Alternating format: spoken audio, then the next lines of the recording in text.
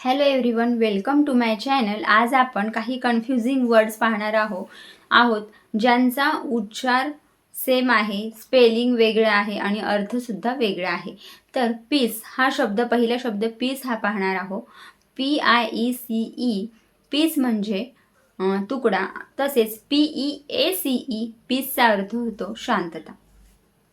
त्याचप्रमाणे दुसरा वर्ड जर पाहायचा झाला तर ब्रेक, BRAKE, ब्रेक म्हणजे वाहनांचा ब्रेक म्हणजेच गाड्यांचा ब्रेक. आणि BREAK, ब्रेक म्हणजे तुटणे किंवा ब्रेकअप होणे वगैरे या प्रमाणे, किंवा मग काहीतरी वस्तू तुटणे अशा प्रकारे ब्रेकचा अर्थ होतो BREAK, ब्रेक. MEET, मीट म्हणजे भेटणे. आणि MEAT, मीट म्हणजे मांस.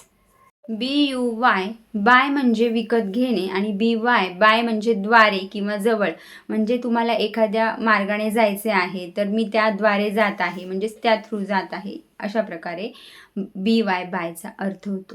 THEN, देन म्हणजे तेव्हा किंवा नंतर. आणि THAN, दॅन म्हणजे एखाद्या गोष्टीपेक्षा जास्त जेव्हा बोलायचं असतं, भरपूर जास्त, अशा वेळेला दॅन हा शब्द वापरतात.